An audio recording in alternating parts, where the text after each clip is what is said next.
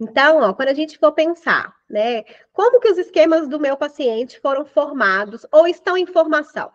Porque a gente forma esquemas desde que a gente nasce, ou desde que está na barriga da mãe. E esses esquemas vão ser consolidados ali na adolescência. Alguns esquemas são formados também na vida adulta, mas tem que ter um terreno fértil para a formação daqueles esquemas.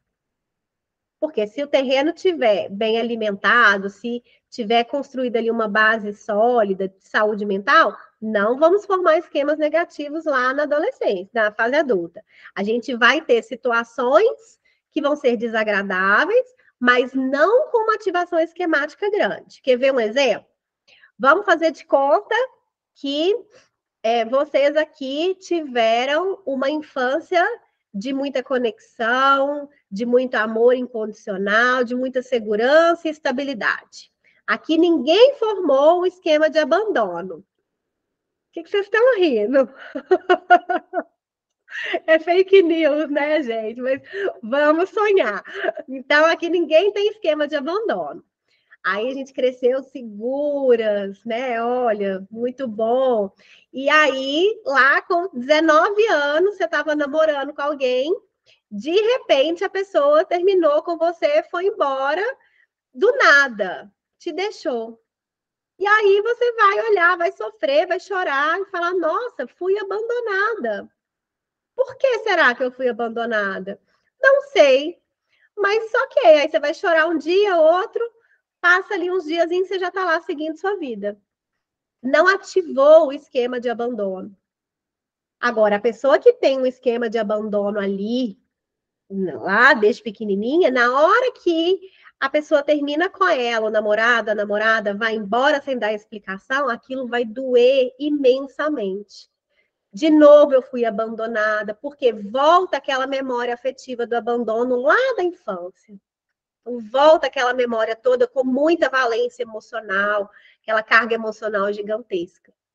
Então, o que acontece com a gente vai sofrer, mas em maior ou menor quantidade, por mais tempo ou menos tempo, de acordo com o que é ativado ali nas nossas memórias. E eu dei o exemplo do esquema do abandono, porque ele é o único esquema que só é formado na infância. Se a gente passa a primeira infância sem formar esquema de abandono, é sucesso para sempre.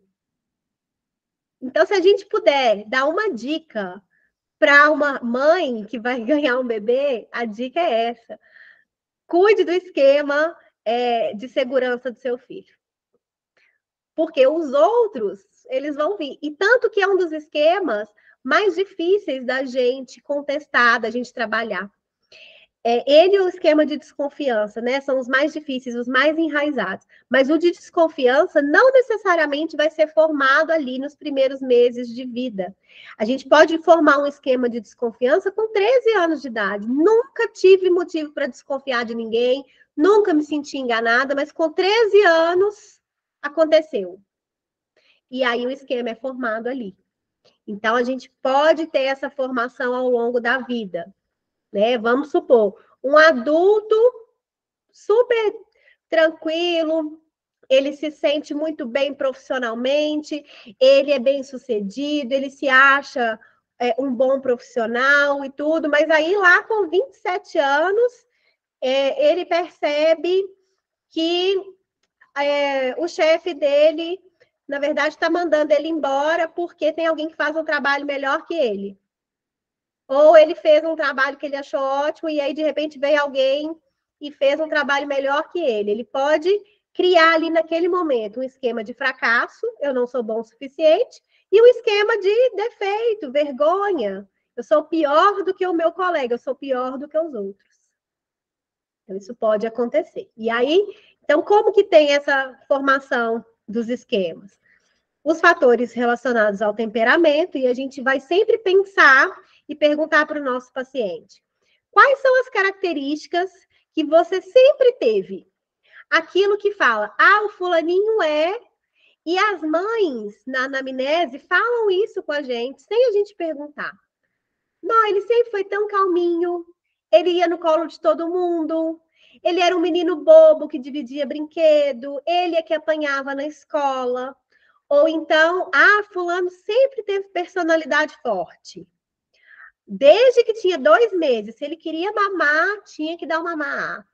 E aí a gente vai vendo o temperamento ali com essa fala dos pais. E os nossos pacientes adolescentes, adultos, até as crianças também, né? Eu sempre fui preguiçoso, eu sempre fui mais lento, eu sempre me irritei fácil. Eu lembro que quando eu era criança, quando eu era menor, eu apelava. Todo final de semana eu brigo com meus primos. Então, isso são fatores de temperamento. Lembrando que eles são inatos. A gente já nasce com um temperamento. E a gente vai moldar esse temperamento com o passar do tempo. E depois, né, da adolescência, da fase adulta, é o que a gente chama de personalidade. É o nosso traço de temperamento, ele se torna personalidade. A gente tem, além do temperamento, também algo inato, que são os fatores genéticos. O temperamento também é genético, mas a gente pode ter algumas nuances. Então, a gente tem uma mãe muito nervosa e uma criança que também tem um temperamento mais irritado. Vamos falar numa linguagem bem coloquial, né? Puxou a mãe, tem isso. E a gente tem os outros fatores também de uma predisposição genética. Pessoas que são mais tendenciosas a observar e aprender por modelagem, as pessoas que têm uma tendência a ser mais otimistas ou menos otimistas. Então, esses fatores genéticos estão aí. A gente tem os fatores ambientais. Então, a gente tem uma criança que nasceu otimista, mas ela foi criada num ambiente que todo mundo é pessimista. E aquilo ali vai, às vezes, corroendo aquela tendência daquela pessoa, né? Não tem tendência que dure a um ambiente desse. Em especial, quando a gente vê comportamentos dos cuidadores principais, porque eles são os modelos. Cuidadores principais, pai, mãe, vó, professora, não dá para saber.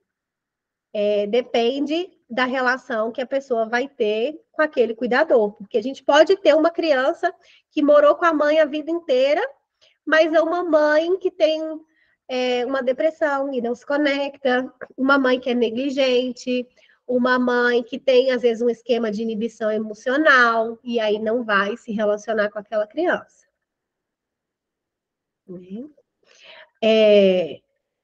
Então, são esses os principais fatores que a gente tem, né?